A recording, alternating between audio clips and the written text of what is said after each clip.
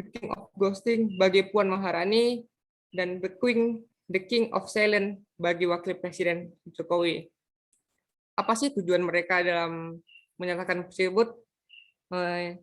Mereka tuh berdasarkan apa yang dilihat, apa yang berbasis data semuanya. Tidak sembarangan berpendapat mereka. Berdasarkan siaran pers di BEM UI itu, siaran pers di BEM UNES.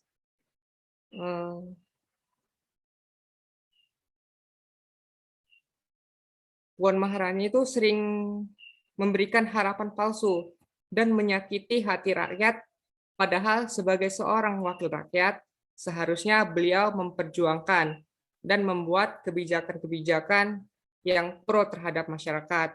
Namun kenyataannya banyak kebijakan-kebijakan itu yang tidak pro ke rakyat, tetapi keparing ke atas. Sedangkan yang rakyat tuh ditunda-tunda dulu pengesahannya dan lain sebagainya. Selanjutnya itu adalah Wakil Presiden RI, K. Haji Ma'ruf Amin. Kenapa dijuluki oleh King of Ghosting? Karena di mana sekarang dia? Dia selalu absen dalam ruang publik di tengah pandemi ini. Sebagai Wakil Presiden, seharusnya dia itu membantu Presiden dalam menangani masalah-masalah yang ada. Jika kita lihat komen-komen di sosial media itu kan bisa dilihat kan, ada yang pro, ada yang kontra, ada yang mengatakan kebebasan pendapat tuh boleh, ada yang mengatakan kebebasan yang dilakukan BEM itu terlalu berlebihan. Sehingga yang terlalu berlebihan dan dianggap sebagai perilaku yang tercela gitu, tidak baik gitu. Mungkin kita akan mendiskusikannya nanti, tidak sampai situ sih. Pembungkaman tuh diintimidasi, baik itu BEM UI maupun BEM UNES. Bahkan Instagramnya itu sampai di take down gitu. Semalam saya baca berita gitu kan, tindakannya tuh di WhatsApp pribadi mahasiswa UNES itu disuruh men-take down, di BEM UI, dipanggil rektorat untuk ditanyai apakah mungkin bisa di-take down postingannya itu. Namun Ketua BEM UI menjawab, Neon, itu tidak mungkin karena integritas dalam menjaga postingan itu. Karena mereka itu menerbitkan postingan itu berbasiskan data, tidak sembarangan menerbitkan gitu. Semuanya itu berdasarkan apa yang terjadi dalam yang di Indonesia ini dan apa yang dilakukan oleh mereka itu.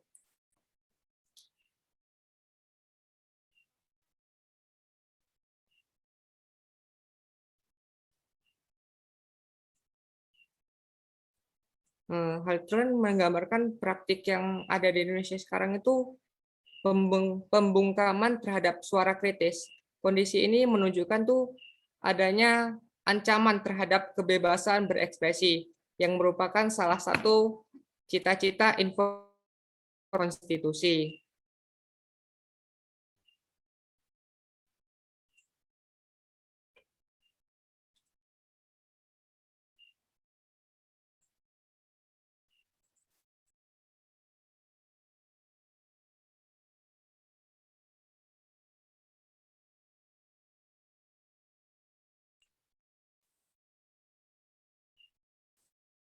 Maaf, jaringan saya agak nge-lag.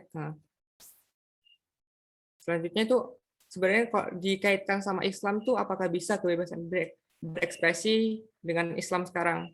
Sebenarnya Islam tuh udah mengajarkan kebebasan berekspresi ya.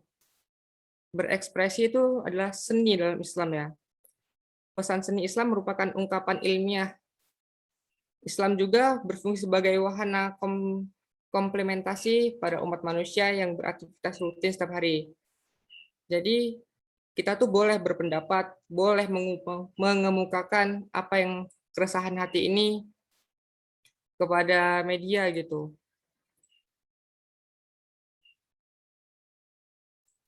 Dalam berekspresi, ajaran Islam itu melarang mempertunjukkan penghinaan atas hal sakral yang diyakini seseorang.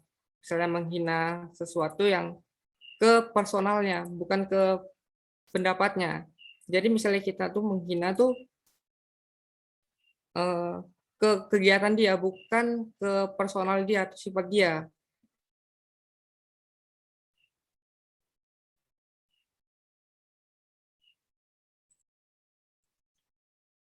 Ntar saya akan menampilkan yang unggahan BEM UNES ini. Bentar ya.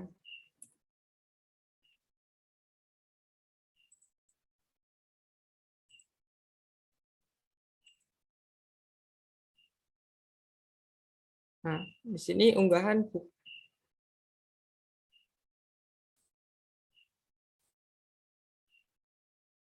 Apakah sudah terlihat, teman-teman? Sudah. Nah, ini postingannya yang berisi captionnya tuh jangan pernah menyalahkan badan legislatif karena tidak melakukan sesuatu ketika mereka tak mengerjakan apa-apa. Mereka tak meyakini siapapun saat mereka mengerjakan sesuatu. Penjulukan itu disematkan BEM KM UNES tuh berdasarkan pada alasan yang cukup rasional seperti yang saya katakan tadi, berdasarkan data semuanya. DPR merupakan lembaga perwujudan kedaulatan rakyat. Di tengah pandemi, peran strategis dari DPR sangat dibutuhkan untuk melakukan pemulihan dan penyelamatan dari warga Indonesia. Namun harapan publik dan kondisi ideal itu berbeda dengan apa yang terjadi. DPR RI tak lebih dari sekedar lembaga yang hanya memproduksi janji menjadikan kedaulatan bagi rakyat sebagai jargon.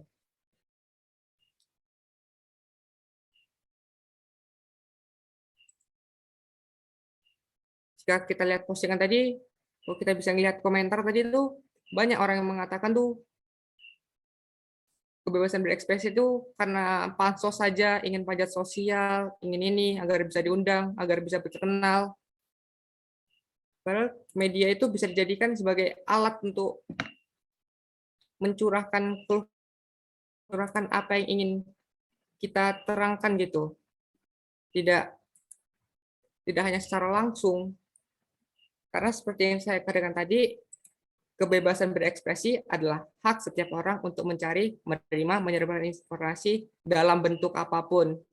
Jadi mau kita buat poster, mau buat apa, itu masih dikatakan boleh aja. Terus ada pertanyaan yang pasti kita bertanya lagi, mengapa sih kebebasan berekspresi itu penting? Memungkinkan berlangsungnya negara demokrasi itu adalah dengan kritik, saran. Kritik itu ada dua, ada yang kritik membangun dan ada yang kritik menjatuhkan. Nah, kita itu harus bisa mengkritik yang membangun gitu dan memberikan solusi yang baik.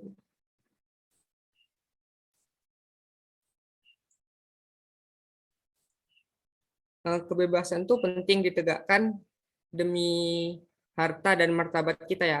Kalau kita terus-terusan mengikuti, terus tanpa ada yang berekspresi, tanpa ada yang berpendapat gitu, mau jadi apa negara ini?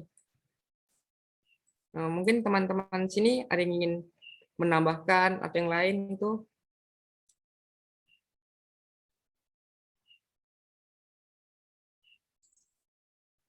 Izin masuk ya.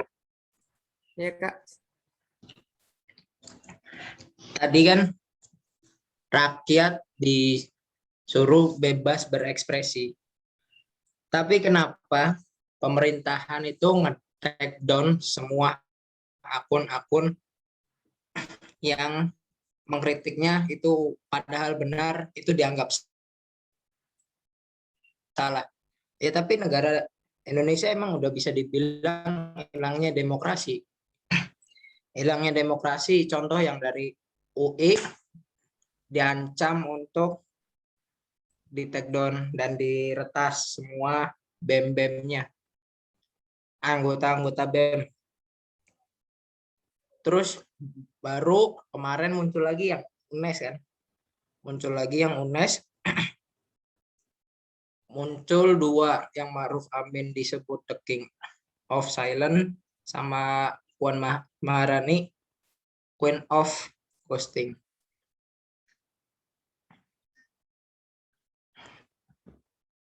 pas awal saya ngeliat komenan di UI, masyarakat itu pro terhadap pemerintah. Awalnya itu, kalau saya lihat awalnya pro ke pemerintah, terus besoknya masyarakat baru pada sadar, langsung berita itu menggembar-gembarkan akun UI pengen di take down. Seperti itu sih tambahannya. Ya seperti yang dikatakan Kanda Abil tadi benar ya. Karena banyak yang di take down tuh, banyak yang di chat privat, yang di chat pribadi malahan. Ada yang hanya dibajak, Telegramnya dibajak, yang univers yang BEM UI-nya itu. Mungkin itu termasuk kebebasan yang udah sulit ditegakkan lagi ya. Apakah rakyat yang salah atau pemimpin itu tidak tahu. Mungkin ada teman-teman menambahkan lagi. Ya, mungkin saya sedikit ingin berpendapat ya, teman-temannya. Tadi sedikit menyikapi perihal yang di take down dan lain sebagainya. Itu menurut saya, pendapat saya sih, kebebasan berpendapat itu walaupun kita ada namanya kebebasan ya, tapi tetap aja harus ada batasnya. Dan antar hak dan kewajiban itu ya harus seimbang. Tidak bisa hanya karena kita negara demokrasi itu masyarakat cuma bisa menuntut atau hanya menuntut haknya terus. Kita harus memahami kebebasan berpendapat itu dan berekspresi itu ada batasannya, dibatasi koridor yang namanya perundangan yang berlaku di Indonesia. Nah, jika mau bersuara ya gunakanlah jalur yang sifatnya elegan gitu. Dan prinsip kebebasan berpendapat juga itu harus dilaksanakan, ya, seperti saya juga pernah mendengar presiden kita Jokowi berkata bahwa berpendapat itu harus dilaksanakan secara sopan. Nah itu sih mungkin berpendapat itu boleh karena kita memang negaranya demokrasi ya bentuknya. Tetapi tetap harus ada batasannya mungkin. Dan batasan itu mungkin disampaikan pendapat itu secara sopan. Mungkin itu sih ya, sedikit. Ya, izin masuk, boleh ya? Boleh Kak? Ya, saya mau tanya dulu nih, karena saya sepakat juga sama Mas yang tadi gitu. Kalau sebenarnya kebebasan itu juga ada batasnya. Nah, kemudian saya timbul pertanyaan nih, menurut teman-teman mahasiswa yang ada di sini deh, kebebasan yang dimaksud itu seperti apa sih? Kalau menurut teman-teman yang ada di sini, apakah ketika kita bebas ngomong apa aja dengan bebas gitu tanpa dibatasi? Jadi kebebasan yang dimaksud teman-teman tuh yang di forum boleh ditanggapi siapa aja.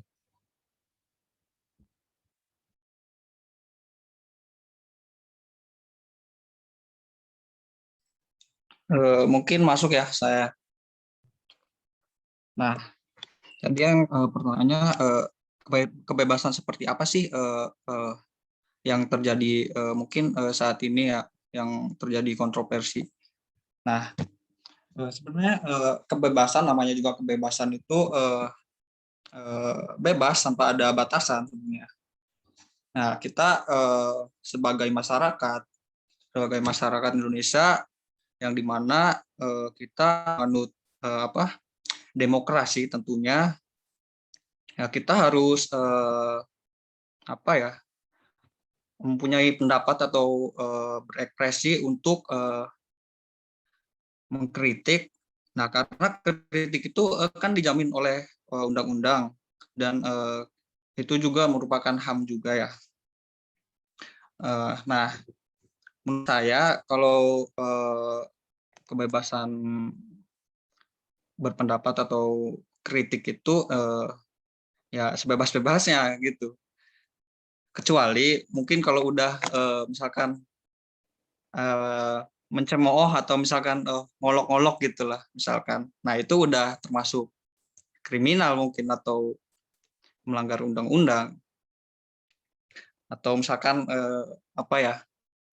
udah main tangan atau apa kan, itu namanya juga udah masuk kriminal juga.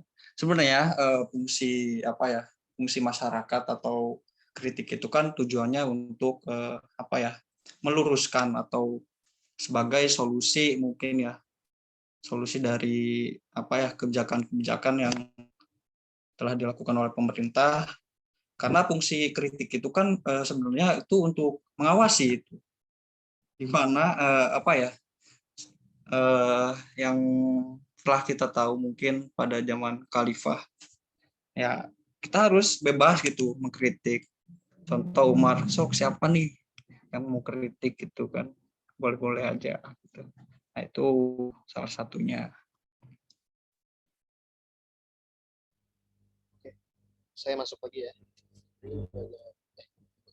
Dikasih masuk nggak nih nanti? Ya Ya, Kak, Ya, silakan. Rehan ya. Moderator. Ya tadi kan dijelasin gitu, kebebasan tuh ya sebebas-bebasnya, dan saya setuju gitu. Tadi juga dibilang kalau kritik itu ya tujuannya untuk bisa dibilang tujuannya untuk menjaga check and balance di pemerintahan kan. Karena seperti yang kita tahu pemerintahan kita sekarang itu oposisinya nggak jelas. Jadi satu-satunya pihak yang bisa jadi oposisi ya masyarakat. Itu saya sepakat. Dan saya juga sepakat bahwa kebebasan itu harus sebebas-bebasnya. Bahkan saya mengambil pandangan yang lebih radikal gitu, bahwa termasuk menunjukkan kebebasan dengan kekerasan itu boleh menurut saya ya. Tapi ada satu yang bukan membatasi, tapi sebenarnya ini menjadi follow up dari sebuah kebebasan, yaitu apa? Yaitu konsekuensi. Nah, idea konsekuensi ini yang menurut saya harus ditanamkan di orang-orang mengenai kebebasan. Kenapa? Karena saya nggak sepakat ketika yang terjadi di BUI itu dibilang pembatasan kebebasan. Saya bilang ada kebebasan di sana. Buktinya BUI boleh melakukan hal itu kan adalah sebuah kebebasan gitu. Perihal mereka kemudian dipanggil rektor, perihal kemudian akun mereka disuspend dan lain-lain, itu tidak lebih adalah konsekuensi. Nah, jadi yang dipengenkan mahasiswa dan atau mungkin masyarakat secara keseluruhannya apa? Apakah semua orang boleh melakukan apapun tanpa adanya konsekuensi? Ya kalau itu bahaya dong. Kalau nggak ada konsekuensi, nah itu dari saya gitu. Kenapa saya menanyakan apa yang dimaksud dengan kebebasan ini dan bagaimana menyikapinya? Karena bagi saya sekali lagi stand saya adalah menurut saya yang terjadi di BEM itu bukan pembatasan kebebasan, melainkan adalah konsekuensi atas perbuatan mereka yang harusnya mereka sadari itu dari awal. Nah, mungkin teman-teman ada tanggapan yang berbeda atau apa, silahkan.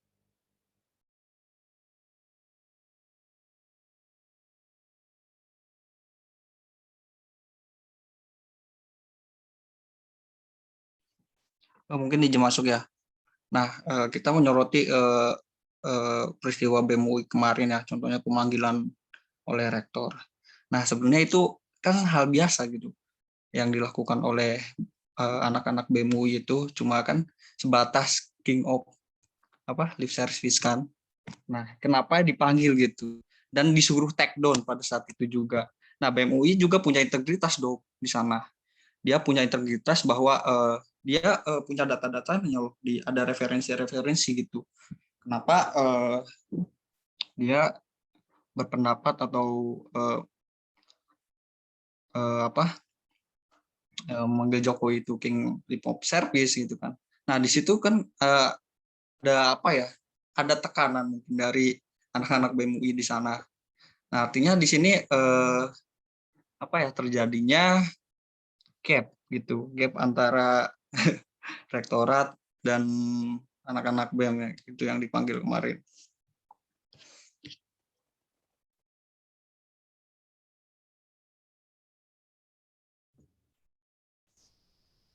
Si Arif gimana pendapatnya ini?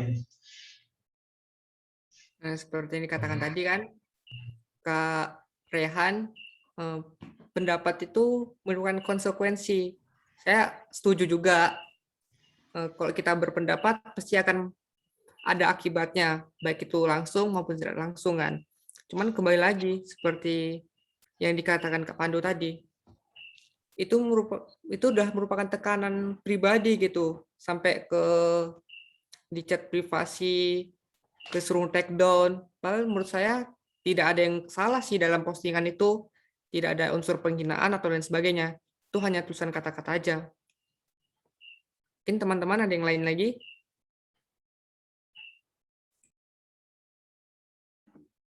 Ini mungkin fokus kita lebih ke hal yang besar lagi. Jangan hanya ke, kan masih banyak juga kebebasan berpendapat yang dibuka ya, di di luar akademik, di luar kampus. Nah, mungkin teman-teman atau pemateri ada tanggapan mengenai itu, gimana sikapnya gitu.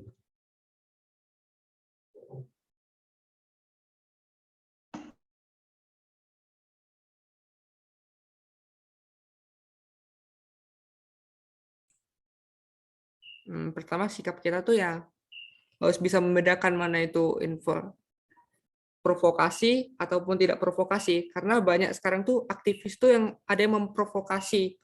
Bukan artian aktivis tuh semuanya memprovokasi, tidak. Ada aktivis yang memang mereka berpendapat menurut pribadi masing-masing, maupun ada aktivis yang ditunggangi gitu, tapi secara tidak langsung, maupun yang lain.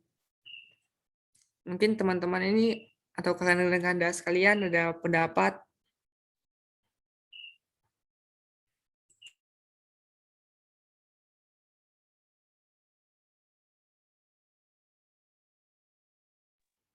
Ya, masuk lagi ya, teman-teman. Kalau kita ambil scope yang lebih luas, tentu bakal masing-masing dari kita pasti punya contoh bagaimana kebebasan itu dibatasi gitu. Nah, lagi-lagi stand saya ya nggak apa-apa, kebebasan itu memang harus dibatasi, dan bahkan ya kalau kita mau ngomongin secara konstitusi gitu, itu secara internasional pun memang kebebasan itu dibatasi. Kalau dari ICCPR-nya PBB ya, International Convention of Civil Rights and Civil and Human Rights, Civil and Public Right, sorry, itu kebebasan konteksnya HAM gitu, itu hanya bisa dibatasi oleh negara, dan negara bisa membatasi itu dalam pada 3 apa 4 gitu. Ketika ngomongin soal public security, public safety, public health, kalau di Indonesia juga termasuk religion gitu. Nah, itu artinya memang seperti yang dibilang sama pemantik tadi, pemantik apa pemateri sini jatuhnya? Lupa, sorry. Sama Arif tadi gitu, bahwa sama Mas Arif tadi bahwa ya gimana nih cara pemberlakuan kebebasan ini? Apakah kebebasan yang diinginkan itu adalah semua orang bisa bebas apa aja tanpa konsekuensi, tanpa ada batasan? Padahal sementara kebebasan yang sebenarnya itu ada batasan. Karena kalau yang diinginkan adalah semua orang bebas apapun tanpa konsekuensi, tanpa dibatasi, yaitu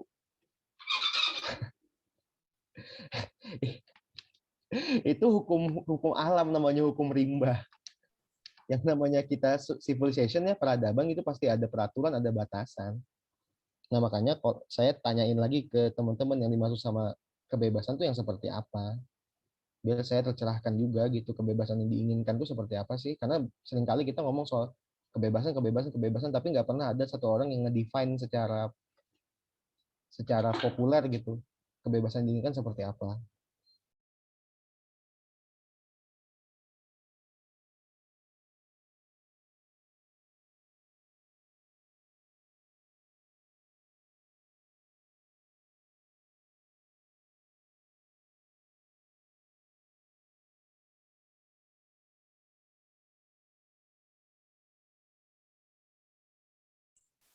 Izin menjawab ya, Kak.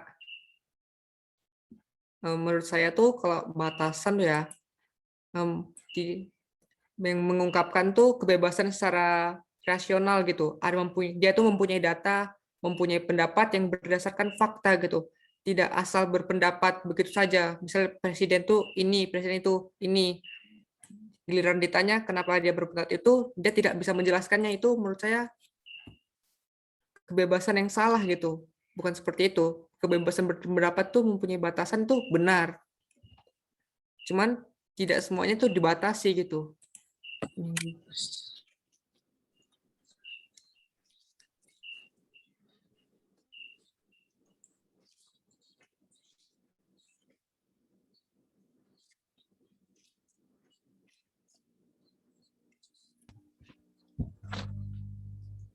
Coba teman-teman yang lain mungkin ada pandangan soal kebebasan.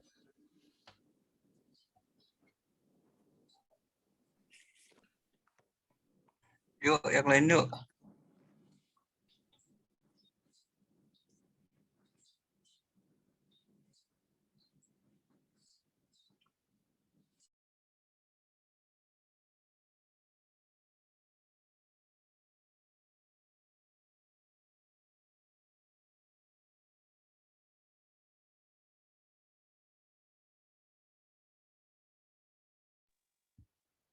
Saya izin masuk lagi ya. Iya tadi yang disampaikan gitu soal kebebasan artinya berarti kebebasan itu dibatasi oleh rasionalitas ya, artinya setiap orang boleh menyampaikan pendapatnya selama itu didukung oleh fakta yang jelas. Nah, tapi sekali lagi saya bilang kita tuh manusia gitu, kita tuh punya batasan. Tidak semua informasi yang kita dapat, tidak semua pengetahuan yang kita dapat itu kita konfirmasi kebenarannya. Itu ada namanya confirmation bias gitu. Maka kalau yang disampaikan yang seperti disampaikan tadi bahwa kebebasan itu adalah sesuatu yang bisa didasarkan rasionalitas yang kita punya alasannya, artinya setiap orang justru tidak bebas. Kenapa? Karena akan perlu banyak effort, perlu banyak waktu dan usaha bagi mereka untuk bisa mengkonfirmasi sesuatu sebelum mereka bisa sampaikan. Nah, maksud saya idea tentang kebebasan ini pun tidak menggambarkan kebebasan. Itu kan artinya orang boleh memberikan pendapat ketika dia punya alasan yang jelas atau dia punya fakta, punya bukti.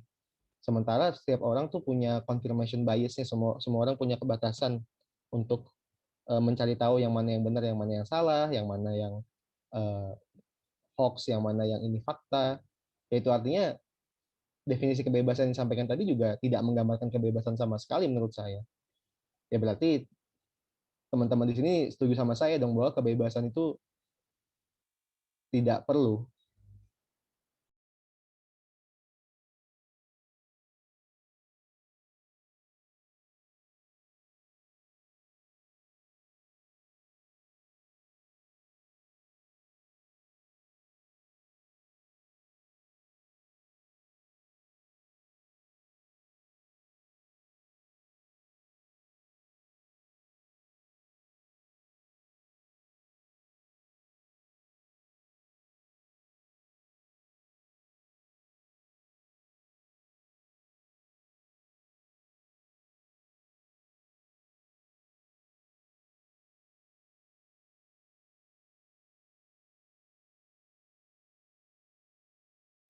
Ini wasitnya siapa?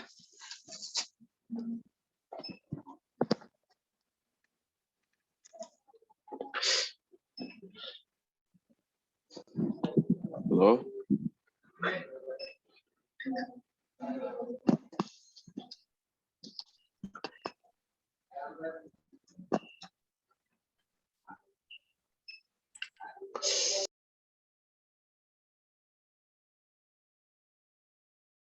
Gimana, Rif?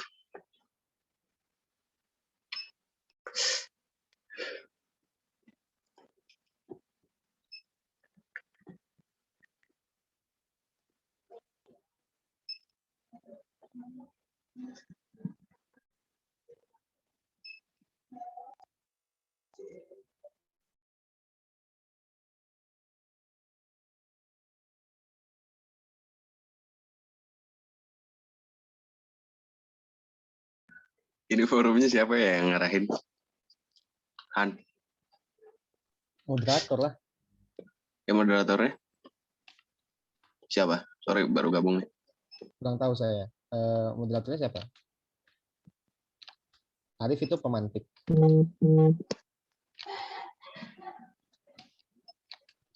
Moderatornya teman-teman dari Sinyalnya kajian. kurang jelas, Kak. Gimana, Rif? Maaf, sinyal saya macet-macet, Kak. Nggak jelas suaranya, Kak. Aduh. Kamu lagi di tol mana? Apa, Kak? Lagi di tol mana, macet? PPKM, Mam, biasa. Macet, Mam. Mas Edi kalau nggak salah moderatornya.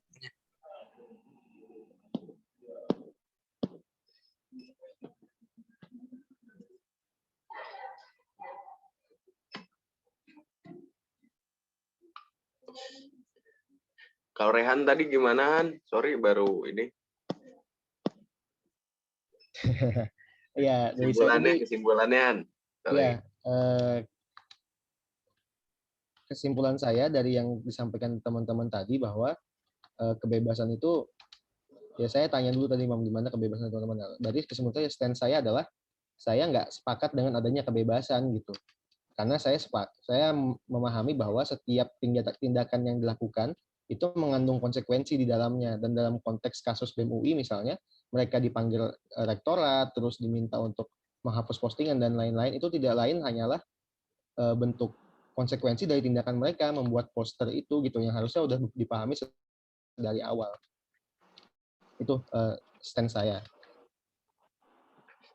Ya. Saya boleh masuk nih sebagai peserta pemantik. Boleh Kak, silakan Kak. Gini ya, karena saya penganut PUNK ya, Public United Kingdom. Kebebasan menurut saya ya, kalau Rehan tadi bilang bahwa kebebasan itu nggak ada, coba saya ke belakang lagi ya, supaya menyesuaikan dengan tema, misalnya kebebasan berpendapat dan aktivisme hari ini misalnya. Tadi dasarnya saya PUNK ya, bahwa menganggap pemerintahan salah gitu, adanya undang-undang, peraturan dan sebagainya salah. Artinya ya, ketika kita berbicara mengenai aktivisme lah, aktivisme itu sering kita artikan gambaran yang paling umum aja, misalnya ya, aktivisme adalah orang yang bergerak, orang yang aktif untuk yang memiliki keberpihakan dan menyuarakannya, menyuarakan dan bergerak untuk itu, misalnya kayak gitu ya. Nah, maka tindakan yang saya lakukan adalah melawan batas-batas, melawan blokade-blokade yang memang itu membuat membuat garis gitu, membuat garis, entah itu sifatnya undang-undang, entah itu sifatnya lembaga dan apapun misalnya, sehingga ya dapat menjadikan masyarakat dapat menjadikan masyarakat terpuruk gitu. Nah, terus misalnya sekarang berbicara mengenai kebebasan berpendapat di media sosial dan berbicara aktivisme hari ini ya. Hari ini ya kita ditabrakkan dengan situasi yang tidak punya pilihan gitu. Makanya media atau platform digital hari ini menjadi sarana kita untuk menyuarakan pendapat atau mengaktualisasikan diri sebagai aktivis, misalnya kayak gitu. Makanya ya konsekuensi logis ya, apa yang ada di media, konsekuensinya ya kita menyuarakan lewat media. Nah, menurut saya harus ada perbedaan persepsi antara media dengan offline misalnya ya, dalam halnya menyuarakan pendapat. Kalau misalnya offline ya tentu kita punya batasan-batasan yang jelas misalnya. Toh kalau misalnya kita dalam bentuk aksi-aksi misalnya, aksi nggak melulu turun ke jalan nih, batasannya ya jelas, batasannya yang sifatnya tidak boleh diganggu-gugat, contoh misalnya mengganggu masyarakat dan sebagainya. Nah, kalau misalnya bicara soal digital ini, ya nggak ada batasan. Toh juga yang punya yang memiliki media itu lain hal sama dengan pemerintah. Siapa yang punya ya korporat gitu, korporasi, perusahaan yang punya medianya. Ya artinya bebas-bebas aja dia menyuarakan pendapat gitu, termasuk kasus yang kemarin terakhir misalnya BEM UI, BEM UGM atau yang UNES terbaru tuh Leave Out Silent buat Ma'ruf Amin. Ya menurut saya nggak apa-apa ya, memang begitu adanya gitu. Ada ketika teman-teman BEM yang lain misalnya UI, UNES dan sebagainya menyuarakan pendapat ya artinya dia melihat pemerintah gitu, kinerja pemerintah ataupun incaran atau target yang dia suarakan memang begitu adanya. Nah, yang menjadi soal begini mungkin. Kan kalau misalnya pemerintah atau pihak manapun yang kena kritik misalnya nggak menerima ya tinggal menyuarakan atau membeberkan bukti-bukti yang jelas, yang konkret, terukur dan dapat diterima oleh masyarakat. Persoalannya itu kan. Nah, yang menjadi soal kan kemarin itu nggak bisa pemerintah menyebutkan bahwa misalnya Jokowi tidak anti kritik misalnya. Gimana? Apakah cukup dengan statement bahwa silakan kritik saya sehingga masyarakat bilang bahwa Jokowi itu orang yang sangat open terhadap kritik? Kan enggak juga.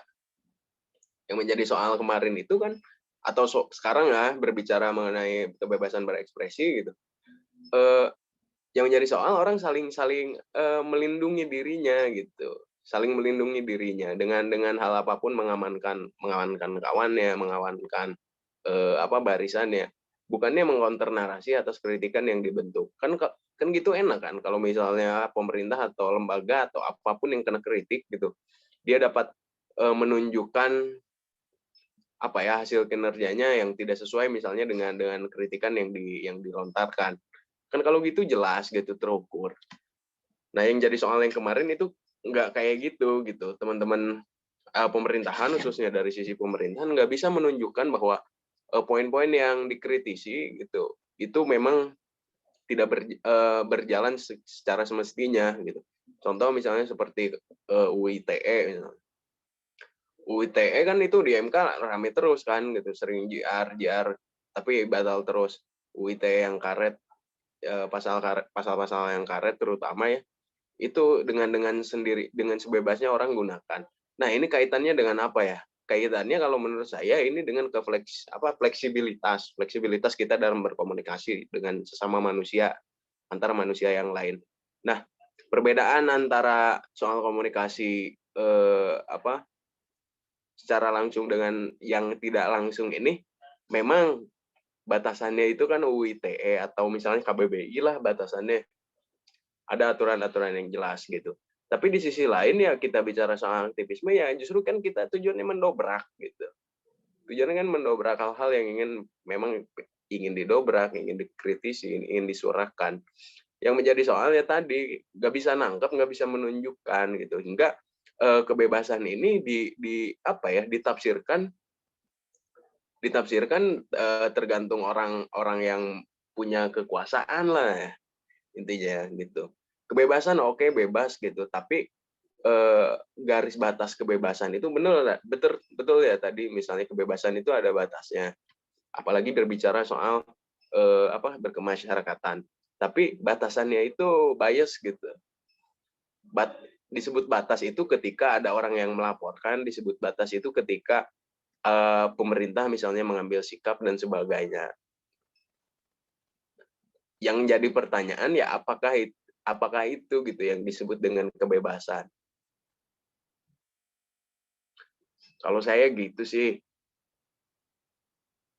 Untuk mantik juga gitu, teman-teman yang lain kan banyak nih, lumayan, ada Abil, Ambar, ada Rina, Zaki, Dinda, Bagas, Olip, Dava, Rama, Syarif. Jadi tunggu, izin menyangka nih. Jadi Mohon maaf. dari Masuk imam apa dulu. tuh? Bentar Zaki. Mas ya. Berhubung Edinya ada keperluan mendadak yang mungkin ya ada. Nah, nanti saya di sini pengganti Edi sebagai moderator. Nah, monggo silakan Zaki kalau mau ingin menyanggah atau jadi garis besar yang Imam bilang tadi itu apa? Intinya aja.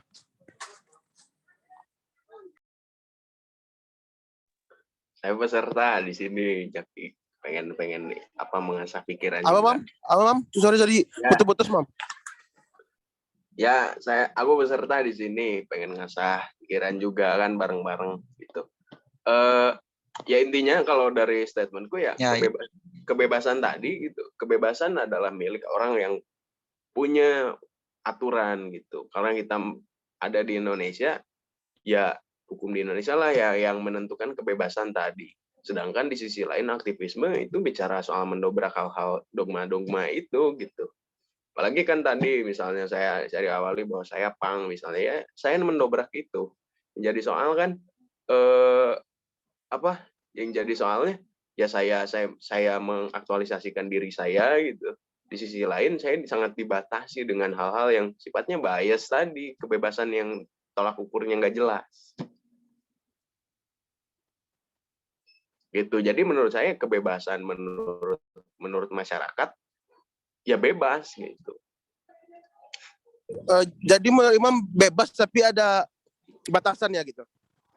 Iya, batasannya itu pemerintah yang menentukan, kan gitu. Nah, tapi kan sekarang kan pemerintah sekarang kan ya itu terlalu jelas lah untuk menutup-nutupi kebebasan masyarakatnya.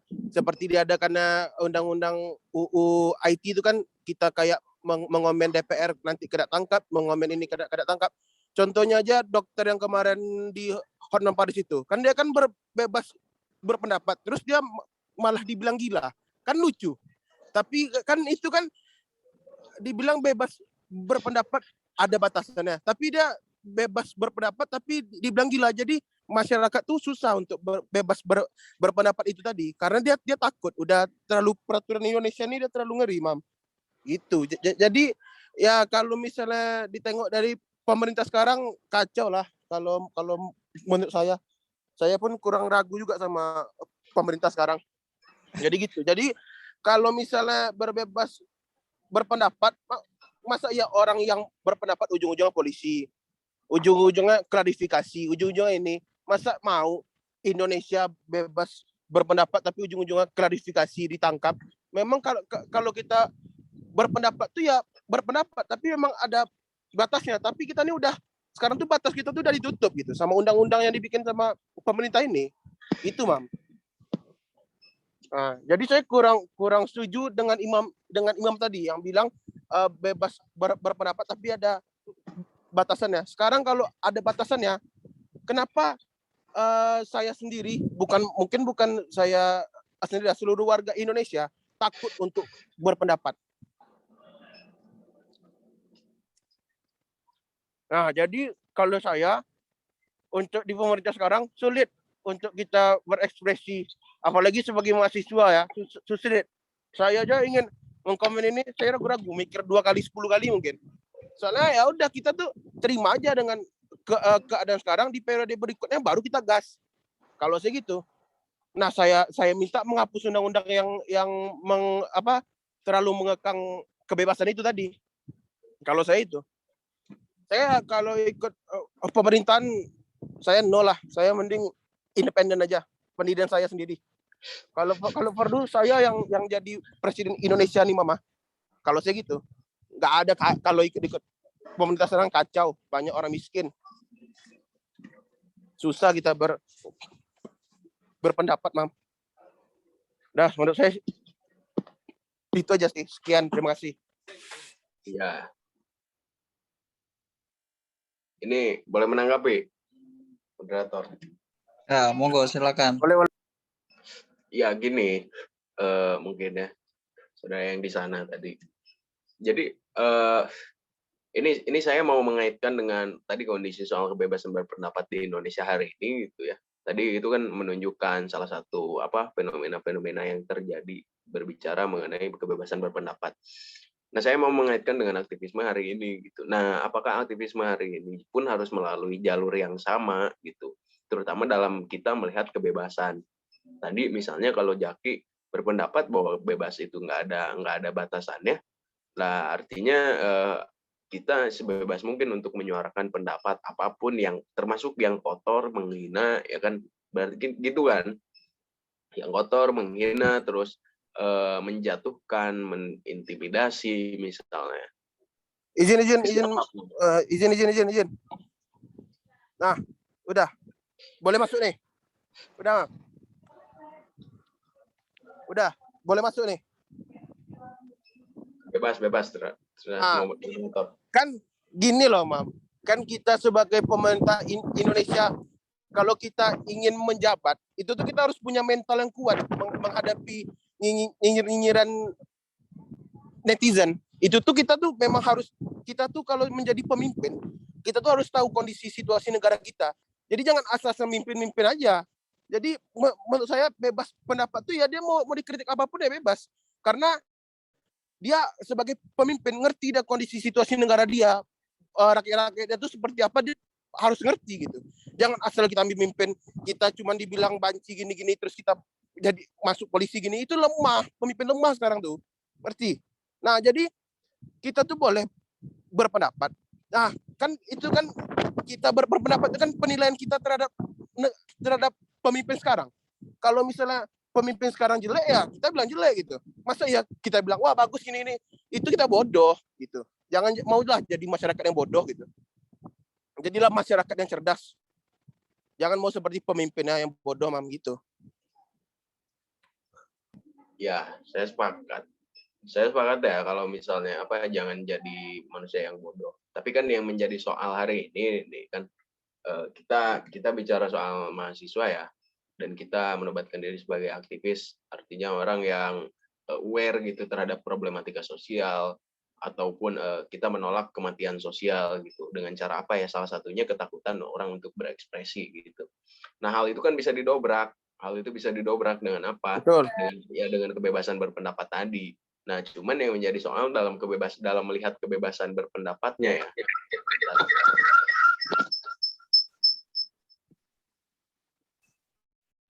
Nah, yang menjadi soal kan dalam kebebasan berpendapatnya tadi gitu.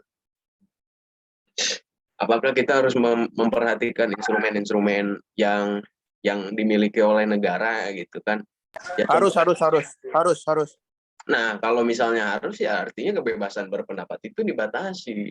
Sekarang kalau misalnya kita asumsikan enggak, misalnya dengan BEM UI dia melemparkan kritik, UGM kritik, ataupun siapapun lah, misalnya Rocky Gerung atau siapa ya, Ahmad Dhani misalnya yang dulu pernah dibui gara-gara pendapat. Iya, pendapat ya.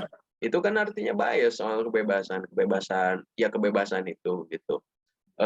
Menjadi kebebasan ketika nggak ada orang yang tersindir gitu, nggak ada orang yang tersinggung atau merasa dirugikan atas omongan orang lain. Nah, sedangkan di sisi lain apa yang disuarakan oleh kita lah misalnya ya, organisasi, lembaga ataupun manusia tertentu misalnya yang tidak puas dengan seseorang ataupun lembaga ataupun pemerintah, atau misalnya kita mengkritik pemerintah misalnya, kan pemerintah pun punya hak untuk menolak dalam arti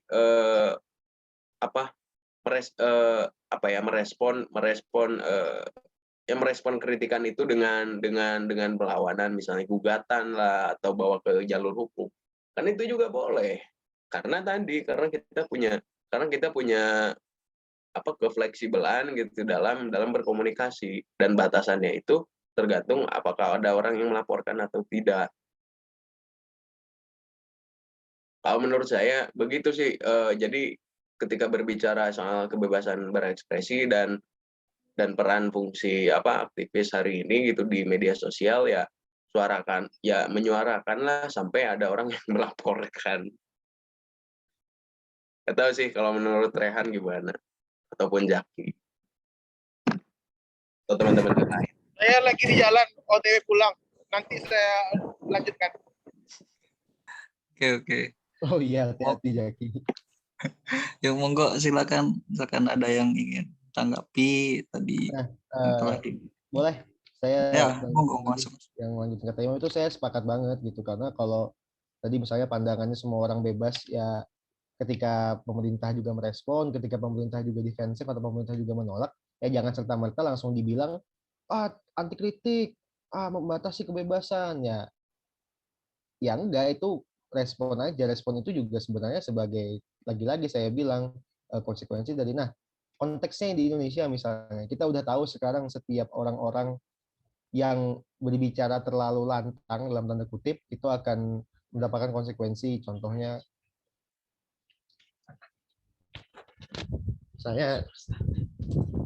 saya ditangkap polisi atau dipidanakan dan lain-lainnya.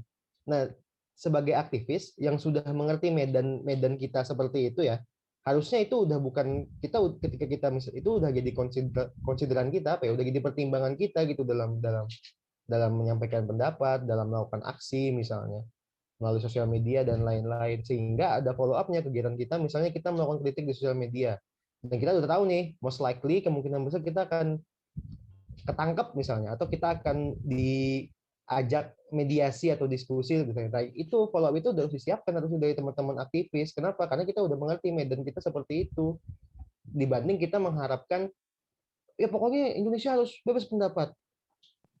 Ya lebih baik kita lebih strategis, kita siapkan tindakan-tindakan follow up kita karena kita mengerti medannya, sehingga kemudian pendapat yang kita sampaikan sebagai seorang aktivis ya dengan medan seperti ini yang di Indonesia itu bisa lebih terstruktur mungkin menurut saya ya, sehingga ketika misalnya kita ditangkap pun kita nggak gelagapan tuh gimana nih kita ditangkap nggak, tapi itu udah bagian dari yang kita rencanakan. Nah itu suara baru dari saya di pembahasan malam ini terkait dengan konteks di Indonesia dan keterkaitannya dengan kita sebagai aktivis. Terima kasih.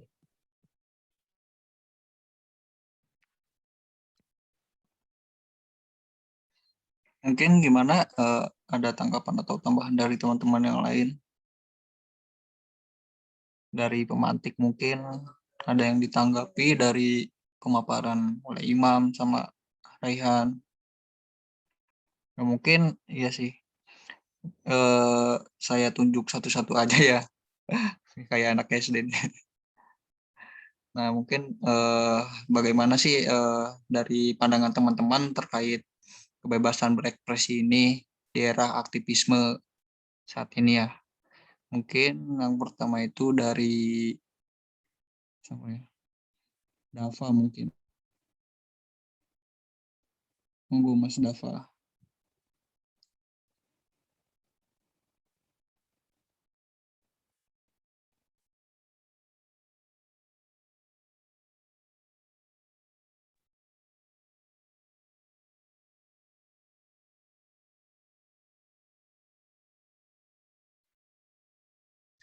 Gimana Mas?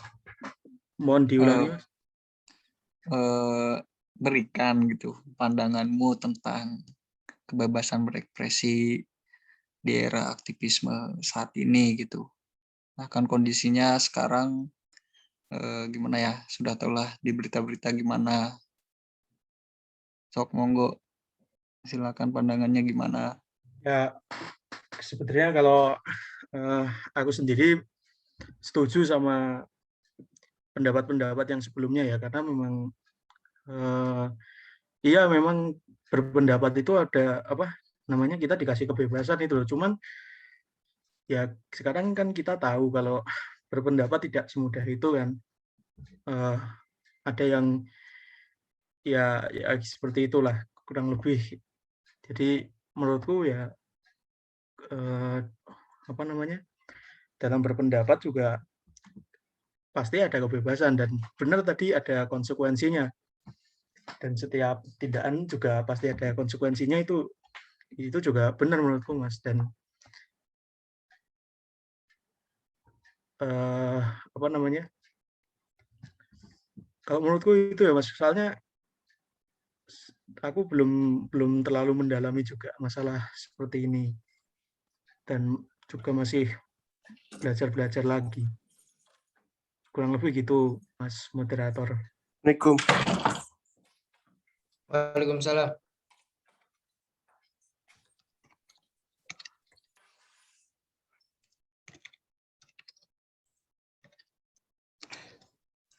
Monggo siapa lagi mungkin sebelum ditunjuk satu-satu. Saya ingin menyanggah. Saya ingin menyanggah. Ya, sok monggo. Gimana Zaki? Nah, kan tadi yang dibilang sama Mas siapa tadi yang dibilang ada konsekuensinya? Saya Dava. Yang barusan ini siapa namanya? Nama saya Dava Mas. Ya, jangan marah-marah Ki. Enggak marah-marah. Ini forum santai ini. Santai. Nah, betul. Saya pun juga setuju ada batasannya. Cuman kalau terlalu terbatas, ya gimana gitu. Jadi kita para aktivis sekarang tuh jadi ragu gitu. Jadi bukan ragu sih, jadi malas gitu.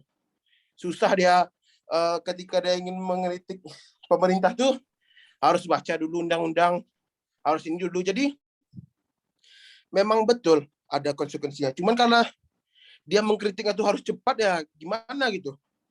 Jadi tunggu lu, sanggup aku sumpah. Sesak napas, tunggu bentar ya. Minum dulu Ki, minum dulu. Santai dulu. Minum dulu. Santai kalau kita santai. Baru nyampe, Pak. Santai. Nah, aku soalnya capek. Habis lari berapa meter, Bang? Sesak napas. Adalah 4 tingkat. Naik tangga. Nah, tunggu dah. Jadi kan gini, kan betul tadi yang dibilang harus ada konsekuensinya. Nah, cuman kan sekarang ini kan terlalu tertutup kali, maksudnya susah kita tuh untuk memberi suatu kritikan kepada pemerintah seperti yang kayak di UI kemarin ya. Ya apa tuh, kampus apa tuh itu UI kan. Nah, dia Jokowi memang bilang iya nggak apa-apa. Cuman kan Indonesia kan yang bermoral lah, dia harus ada etika gini, sopan santun. Nah, berarti kan sebenarnya kan tidak apa-apa. Cuman kan karena si Jokowi ini tadi bilang harus punya etika sopan santun, berarti dia tidak mengerti apa namanya itu kritik itu. Ya dia ya zaman-zaman dulu kan memang kayak gitu-gitu, mengkritik pemerintah ya slow-slow aja, paling ya ditembak yang kayak gitu. Kalau sekarang lebih parah daripada tembak, dibunuh gitu, diculik, dimasukkan ke polisi. Jadi menurut saya konsekuensinya tuh terlalu susah gitu, terlalu memberatkan kepada aktivis gitu. Jadi supaya kita tuh tidak terlalu mengkritik pemerintah. Jadi kita tuh digertak-gertak dengan undang-undang gitu. Nah, saya sendiri pun ya juga merasakan itu, ya dibilang yang harus mengkritiknya yang santai, yang sopan. Cuman kan saya kan memang ya orangnya kan suara keras. Saya tidak bisa mengkritik-kritik yang santai. Kalau jelek ya saya bilang jelek gitu. Kalau bagus ya saya beri apresiasi. Cuman saya agak susah juga mengkritik pemerintah sekarang karena yang undang-undang tadi. Konsekuensi itu saya pikir itu adalah pemikiran yang kedua yang harus dipikirkan. Yang harus saya pikirkan pertama tuh kebebasan berpendapat. Jadi harus hilang undang-undang itu, biarlah saya mau diapakan, yang penting aktivis-aktivis lain atau mahasiswa-mahasiswa lain itu bebas berpendapat. Biar nyawa satu Masuk hilang, ya. 1000 Aku dong, izin dong. Selalu Ya, aku masuk minum ya. dulu ya. Minum aku dulu ya. Sabar ya, satu-satu nih. So, Nggak monggo, mau. Olive dulu, Olive. Ya, saya menanggapi Mas Zaki tadi ya. Bisa, emang ada ya? Apa tadinya? Apa tadi? Sabar, sebentar. Undang-undang yang mengatur tentang kebebasan berpendapat yang membatasi. Dari tadi Mas Zaki soalnya udah nyebut itu beberapa kali. Ya. Ada nggak pemerintah ngeluarin itu? Tunggu. Pemerintah tidak mengeluarkan itu, cuman undang-undang dia tuh seperti membatasi kali gitu. Paham nggak? Iya. Sampai di sana Anda ngerti nggak? Undang-undang itu apa? Bisa disebutkan nggak? Sabar, kita buka AP satu lagi. Oke. Kasihlah napas dulu, sumpah. Iya, napas dulu nih. Tadi kan Sumpah. Santai. Ya.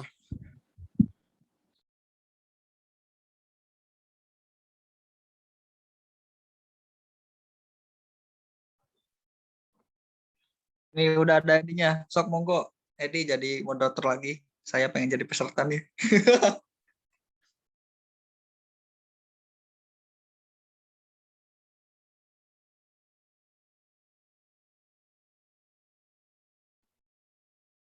Mungkin supaya nggak unhistoris ya, mungkin bisa dilanjutkan sama Pandu. Saya dong.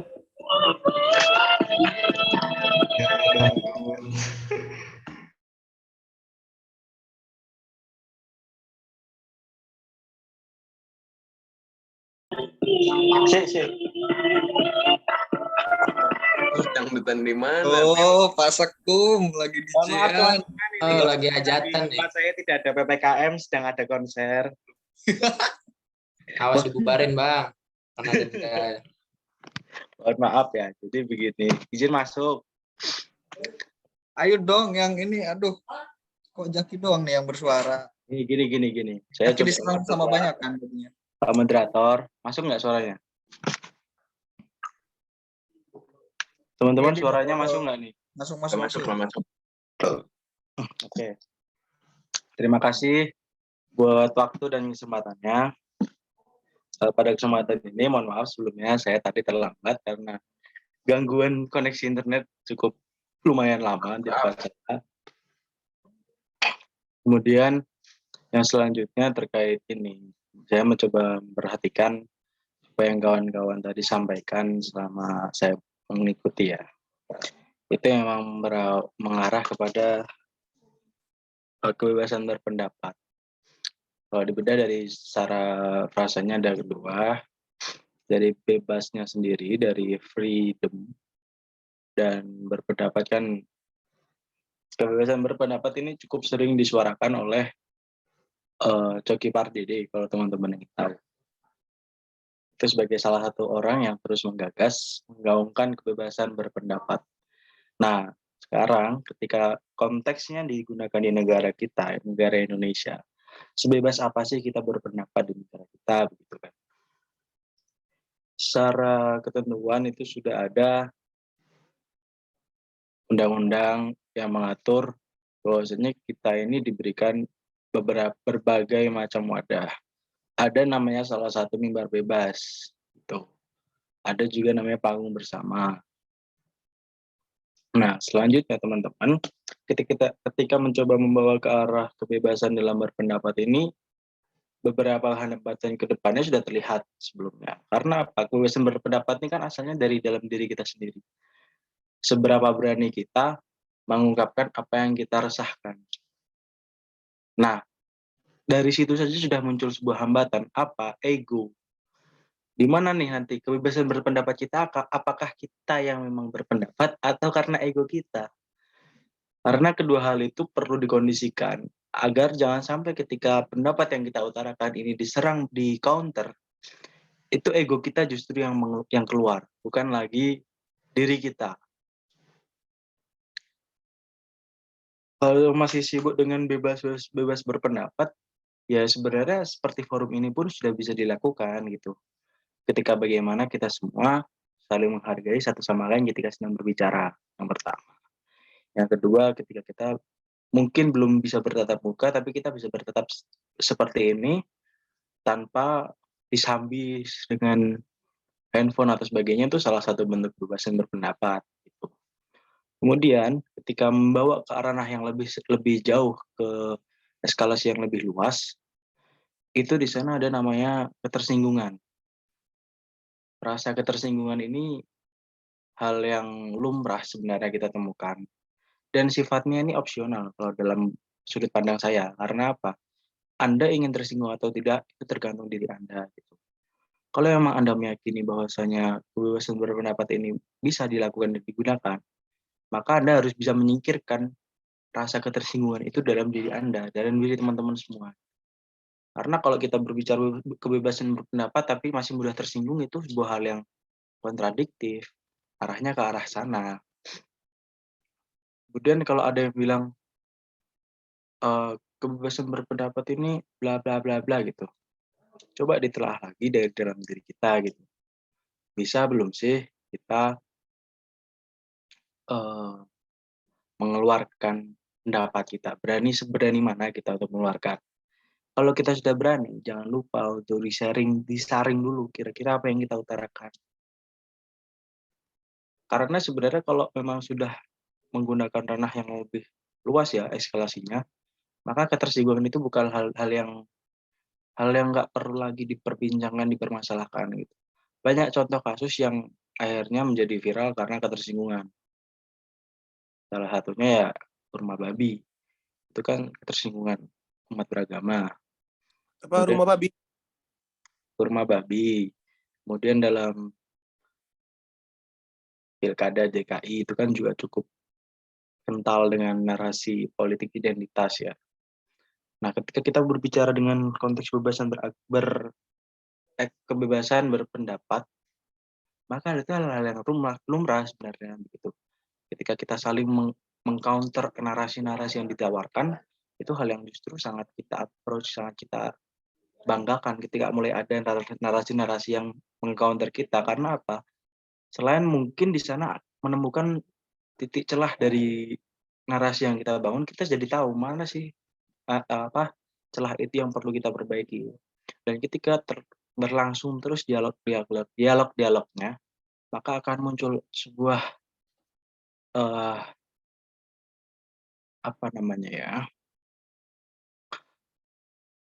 sebuah sintesa yang mana itu merupakan produk hasil diskusi banyak arah, banyak mata, sehingga semua orang jadi lebih mudah untuk menghargai orang lain, menghormati. Kebebasan berpendapat tidak hanya pendapat diri kita sendiri, melainkan kita menghargai juga pendapat orang lain. Gitu sih teman-teman. Nah, begitu saja Pak Moderator yang dapat saya sampaikan. Sekian, terima kasih.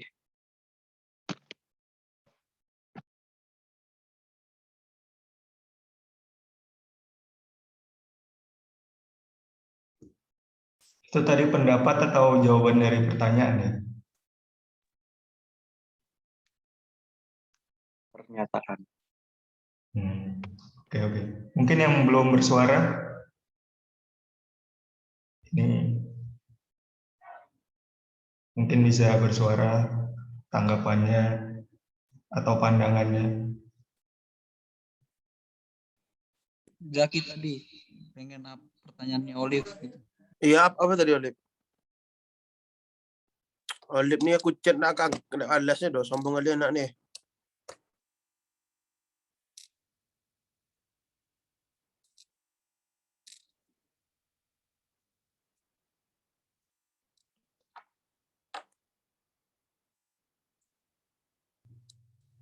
Nah, Arif jadi di posisinya di mana nih dalam hal kebebasan berpendapat?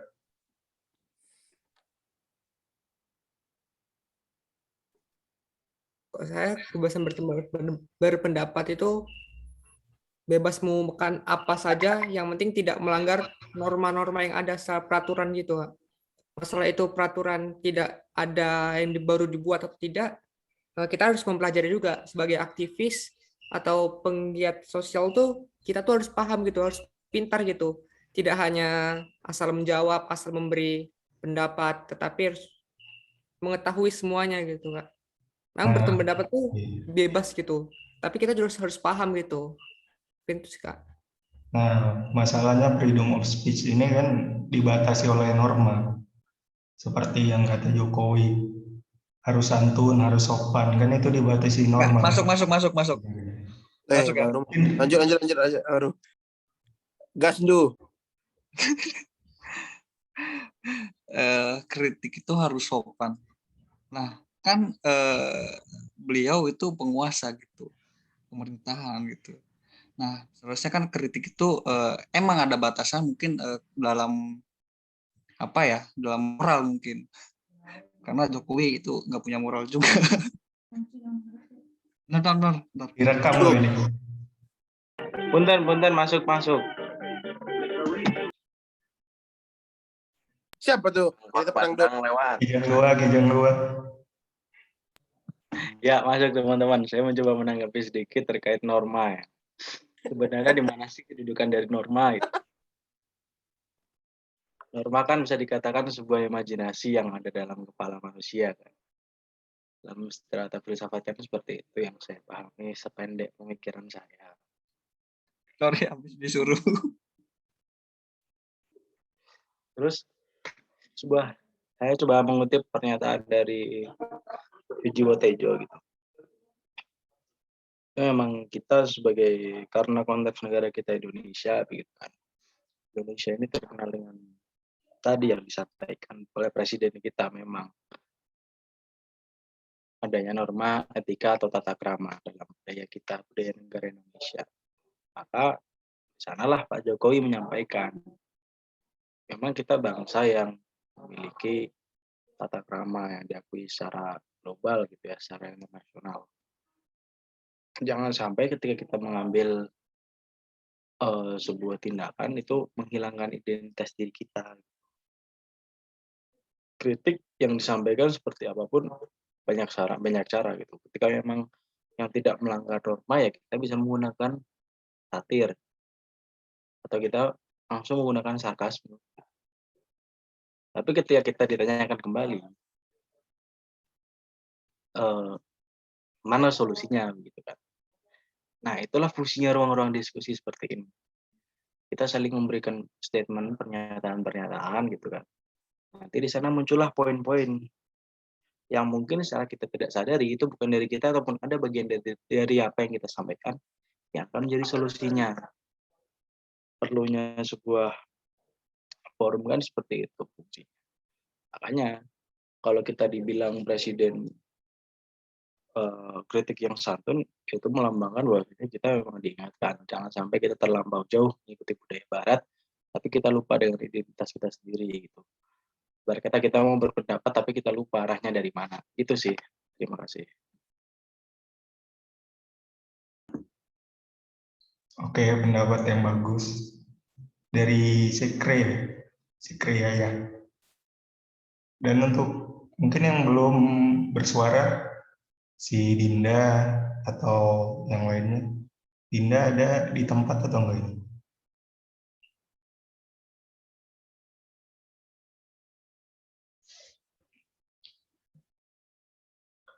Rina,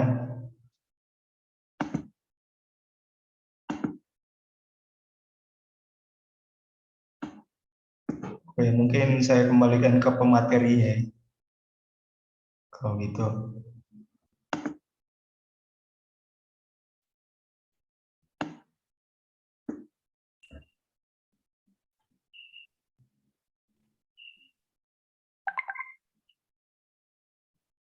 Yo, Baik. gimana gimana?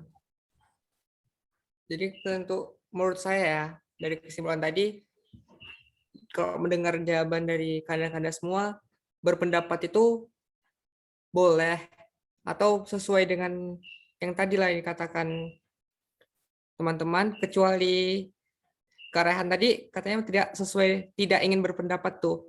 Tapi berpendapat kok tidak, kalau seseorang tidak dapat berpendapat, tidak menyukai pendapat itu, ya akan bagaimana?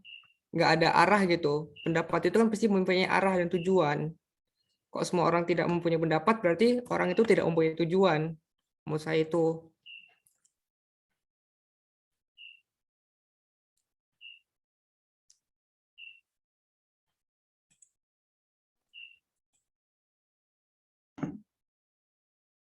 Nah, mungkin ada yang mau ditanyakan, Izin. bisa ke pemateri. Ya, gimana Jaki? Tadi apa yang dibilang sama siapa tuh? Arif tadi apa? Kalau orang yang nggak punya pendapat, tidak Harus tahu mempunyai tujuan. Gimana kita mau bebas berpendapat tapi arah tujuannya betul tapi disekat sama undang IT sekarang. Iya, kita arah tujuannya udah betul, terus terhalang sama UU IT. Jadi kita berpendapat cerdas tapi dipatahkan sama UU IT. Gimana tuh Muhammad Arif Arafat? Kalau menurut Anda? Ya seperti yang pertama katakan tadi kan, sebagai aktivis Abang, itu sebagai Abang aktivis. Mohon nada-nada tinggi atau ngegas dikurangi di sini di forum ya. Monggo Arif. Seperti nggak katakan aja ya, dalam berbicara harus atau mengumumkan pendapat kan mempunyai tujuan itu jelas tapi dibatasi kan Kak. Seperti yang katakan pertama tadi, batasan aktivis itu adalah mendobrak dari aturan-aturan yang tidak sesuai gitu Kak. Jika pendapat itu atau kita merasa benar tapi dibatasi itu, ya kita harus bisa melawan batasan itu Kak. Tidak kemungkinan juga, tapi dengan cara-cara yang benar gitu Kak. Ya. Mungkin itu sih Kak. Yang lebih sopan santun dan apa ya caranya itu ya?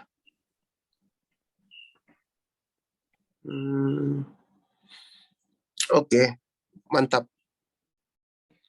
Mungkin gini ya, mungkin terkait statement Jokowi yang kemarin bahwa kritik itu boleh, tapi harus ada tata keramanya. Nah, di sini kalau soal berbicara tata krama atau etika mungkin itu terhadap sesama orang ya. Nah, ini kan penguasa gitu. Penguasa yang harus kita kritisi juga, harus kita awasi juga. Nah, makanya dalam dalam tata krama atau etika dalam politik itu munafik menurut saya. Mungkin seperti itu.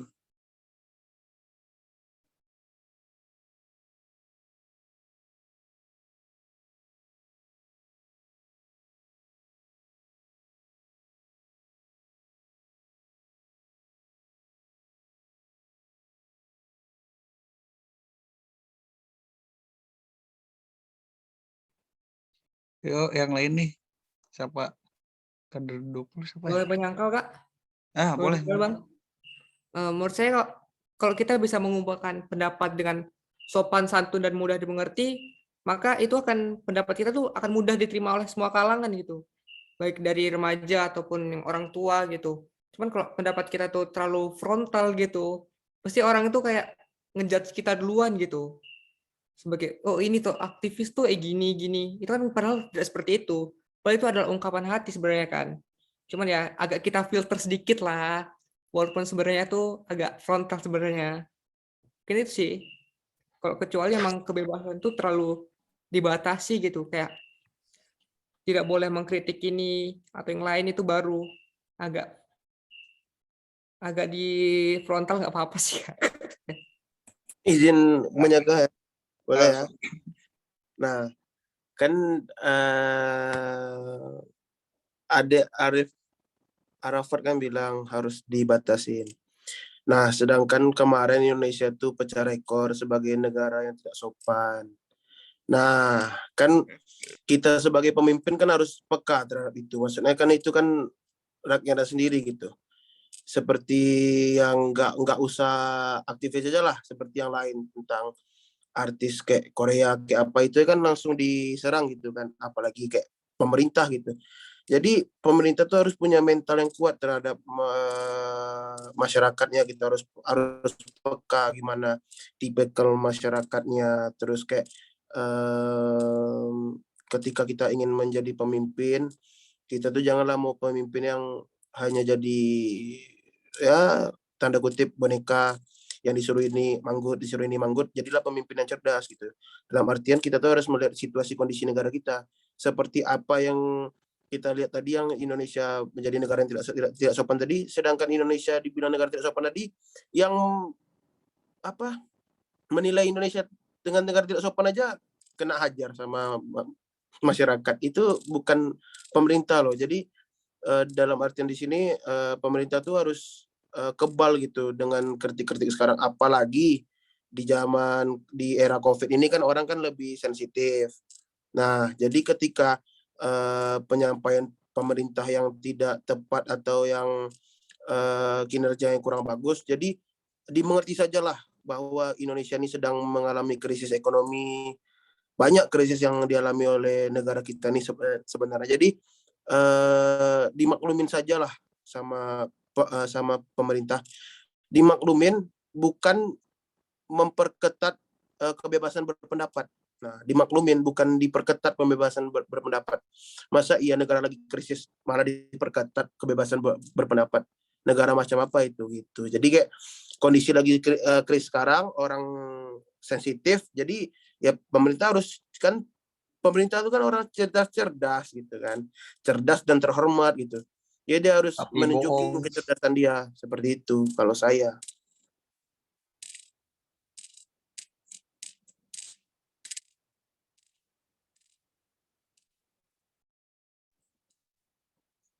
Yang lain dong ngomong, boleh.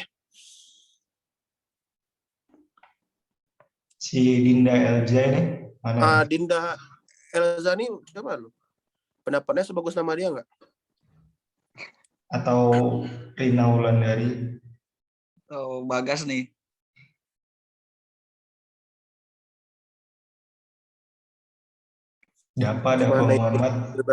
Gimana Indonesia mau bebas berpendapat di forum yang nggak ada pemerintah aja takut kayak gini? Aduh. Ayo. Gas aja lah. Ngapa takut? Santai aja.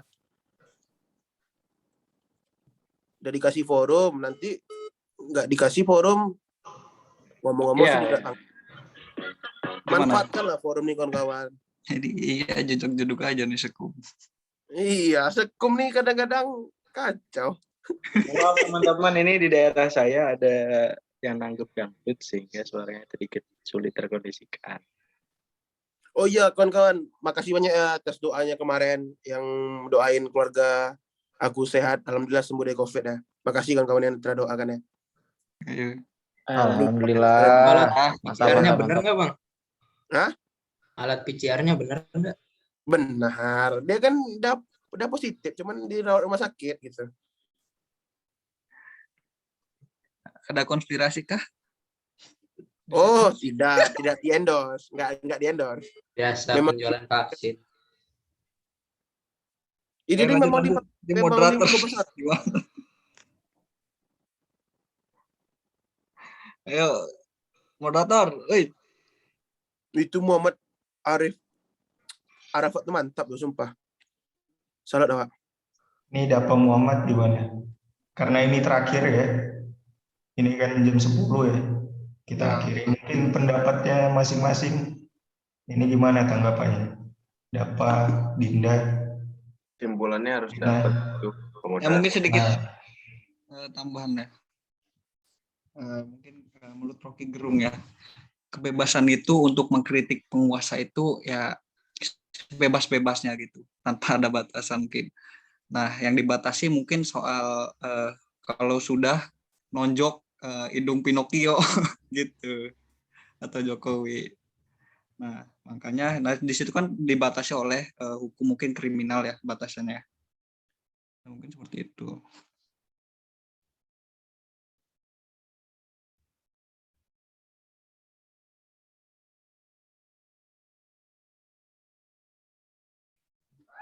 Udah deh, tutup aja. Malam.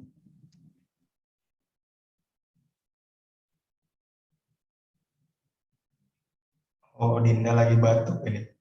Sembuh Mungkin bisa Dinda. diketik juga. Saya boleh berpendapat. Ya, silakan.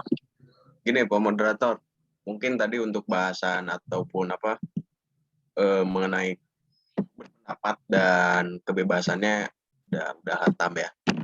Saya masuk ke kasus-kasus yang terutama kasus-kasus mutakhir misalnya, mengenai kalau misalnya kita menganggap bahwa BEM ini representasi dari mahasiswa ya, mahasiswa yang diartikan adalah middle class antara penguasa dengan grassroots misalnya.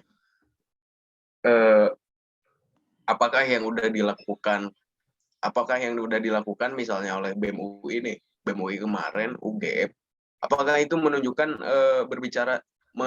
apa ya, titik akhir atau titik puncak aktivisme mahasiswa atau pemuda di media sosial hari ini gitu, dengan asumsi-asumsi pendapat, kebebasan berpendapat yang udah tadi kita bahas. Nah, yang menjadi soal kan di sana gitu. Kalau misalnya emang kasus kemarin itu peristiwa kemarin itu udah menjadi implementasi atau contoh yang paling konkret gitu soal aktivisme di media hari ini, ya di mana gitu, di mana mereka berhasilnya gitu, berhasil ketika naik panggung, berhasil ketika naik di media. Nah, saya kira sekarang ada kesalahan dalam melihat goals gitu, bahwa orientasi pemuda gitu atau mahasiswa hari ini orientasinya goals orientasi gitu, orientasinya pun bukan ketika yang disuarakan itu diterima atau diperlakukan sebagaimana semestinya, enggak, tapi naik di media. Kenapa gitu saya bisa bilang gitu ya, saya lihat kasusnya kemarin misalnya.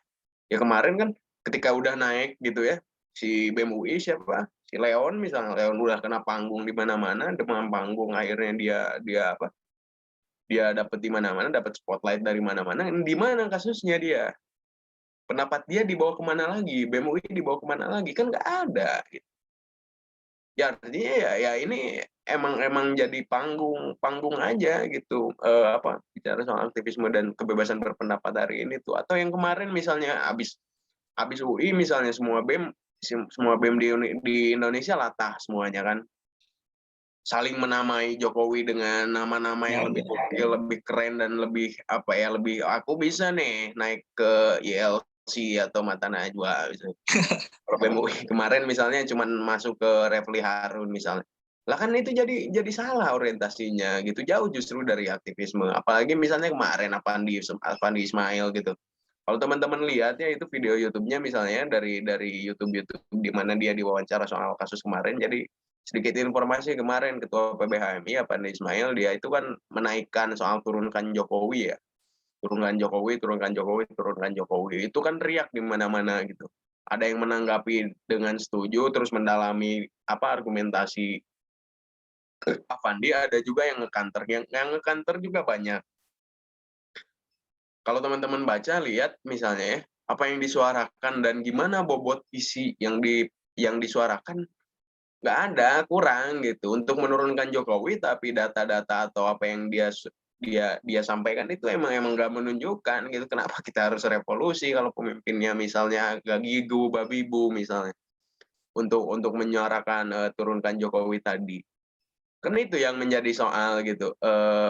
Di era media ini ya yang penting dapat spotlight. Nah itu menurut saya yang salah dan yang keliru dan perlu diluruskan gitu soal orientasi kita dalam menyuarakan pendapat, terutama bicara kita soal aktivis gitu.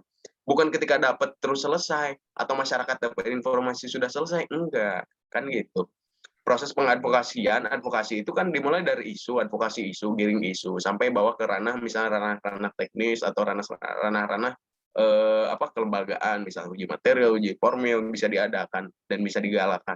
Cuman kan sekarang nggak jarang atau mungkin tidak pernah sampai dibawa ke sana. Jadinya kan ya tadi kita saling menjadi artis gitu untuk menjadi aktivis jadinya kan aktivis artis gitu. Kan itu lelucon hari ini gitu. Contoh misalnya sebenarnya kasus BMW yang kemarin itu hampir sama dengan Sunda Empire gitu. Mereka punya gagasan, intinya itu. Mereka punya gagasan, punya sesuatu yang ingin dikeluarkan gitu. Ketika udah dapat spotlight apa dan sebagainya, mana Sunda Empire juga selesai gitu. Karena dia udah nggak jarang berbicara soal muatan-muatan gagasan yang dia punya gitu. Sama juga kayak BMW dan sebagainya. Hingga saya menilai bahwa ini sayang gitu. Platform media kebebasan berpendapat yang udah kita miliki ya dengan batasan tadi yang udah kita sebutkan gitu, itu malah dimalfungsikan, malah dimalartikan dengan hal-hal yang sifatnya pragmatis gitu untuk kepentingan pribadi. Saya kira itu yang perlu diluruskan dan perlu dikoreksi berbicara soal kebebasan berpendapat hari ini. Goals kita, goals mahasiswa atau goals aktivis nggak berhenti di sana gitu. Tapi berhenti sampai ke misalnya BEM UI menyuarakan soal UU ITE, hal apa yang dia lakukan selain menyuarakan di media sosial. Kan gitu. Atau misalnya Pandi Ismail bicara soal turunkan Jokowi, sudah konsolidasi sampai sejauh mana misalnya dia untuk menurunkan Jokowi dan udah menyiapkan data-data angket apa dan sebagainya segimana sih sampai Jokowi pantas misalnya untuk diturunkan. Kan hal itu yang harusnya dimiliki gitu, bukannya karena media enak kita bisa bicara terus orang sepakat iya ngangguk iya repost misalnya. Terus itu selesai dan kita dianggap sebagai aktivis. Nah itu saya kira yang perlu diluruskan misalnya. Atau misalnya saya contoh misalnya teman-teman yang lain nih. Contoh misalnya aksi Kamisan Jogja misalnya. Dia dalam mengawal isu misalnya, isu mereka kaji dulu. Mereka diskusi internal, terus diskusi publik, habis itu suarakan lewat Kamisan itu. Menurut saya itu satu langkah, bahkan 100 langkah lebih konkret dibandingkan fenomena yang terjadi akhir-akhir ini gitu. Karena yang mereka kejar itu kan legacy di periodisasiku apa yang terjadi gitu. Aku menjadi apa? Karena setahun kan terbatas. Nah, saya kira jangan sampai kayak gitu orientasinya, apalagi bicara soal perubahan sosial itu kan nggak terjadi dalam waktu sekali kita post terus viral ngeboom gitu. Enggak. Nah, pengadvokasian ataupun pengawalan isu itu perlu dipercantik lagi. Kalau dari saya itu sih, Pak Moderator.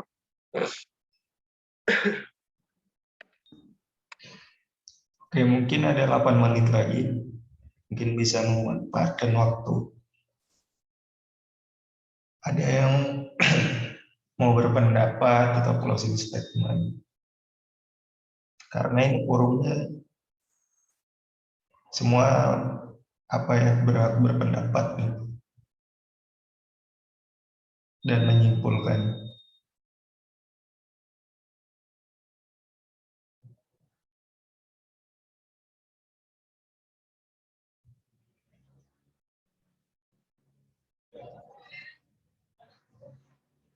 Oke, kalau nggak ada kita kembali ke Arif.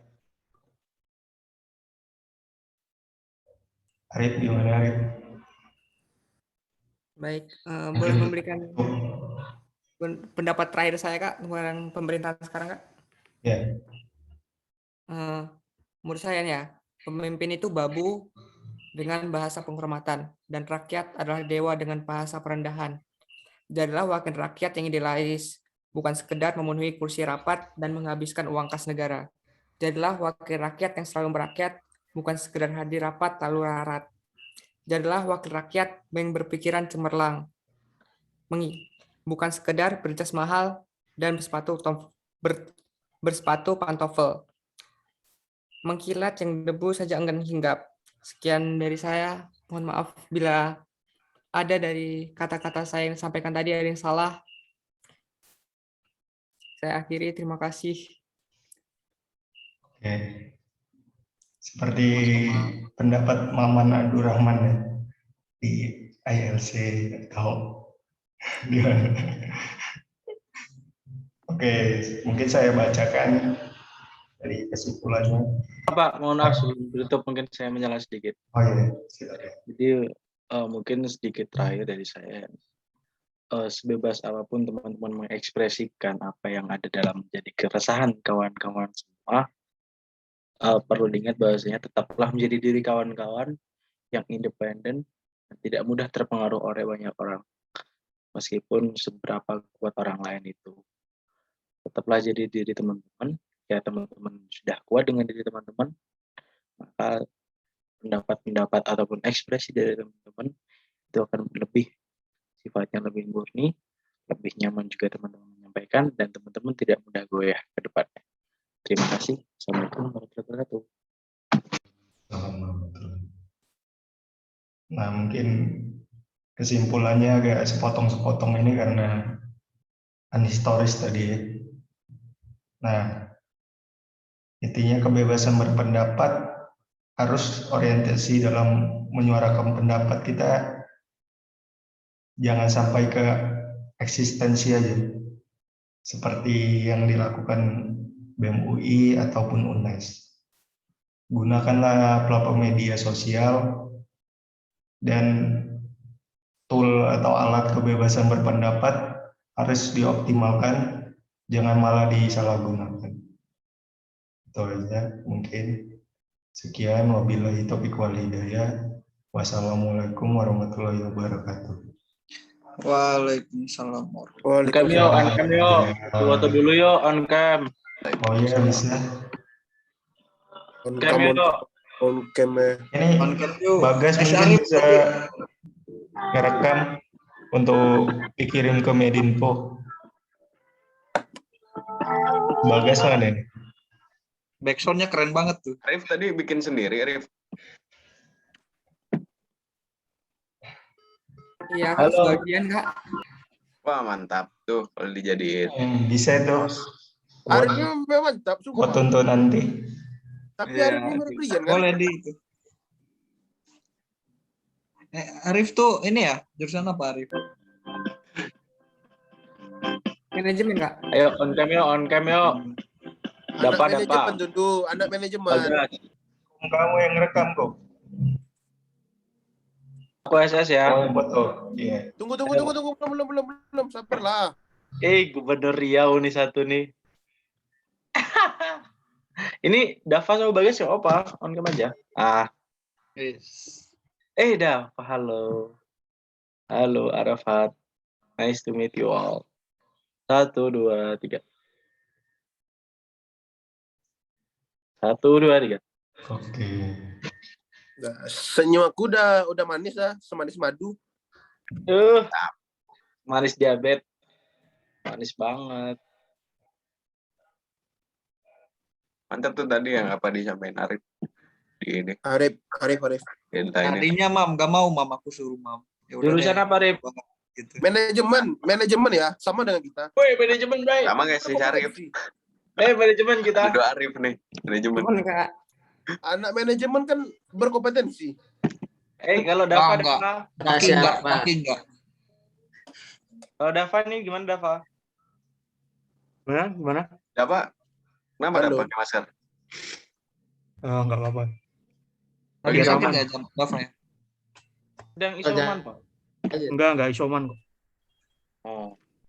Tetap Ambil bagus deh, aja. isoman. Dava manajemen juga atau apa nih? Saya akuntansi, Mas. Aku akuntansi, Bray, barengannya udah keluar tadi Mbak Olip. Saya akuntansi. Mobil Teknik elektro mobil.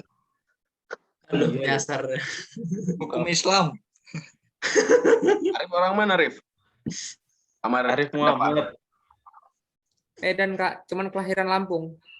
Di Medan. mananya kau? Oh, Namanya di Oke. Medan di mana ya tinggal? Di Tanjung Morawa, Kak. Oh, deket lah. mainlah. Kau mau di Aku Medan Lubuk kan? Pakam aku. Deket lah sekolah dulu situ. Apa sih Dempuan? Sama Mana? Cirebon berarti ya? Si Dempuan. Cirebon dekat Warga nih aku. berarti. Itu orang. Cirebon. Kota apa itu Cirebon? Jadi apa, Cirebon? Dava Cirebon, Dav. Yang Jogja. asli Cirebon Bapak. Oh, terus sekarang di mana? Aku di Jogja, lahir di Jogja juga. Asli Oh, Jogja. Janganlah di record, matikanlah record itu. Oh iya. Jaki ciut.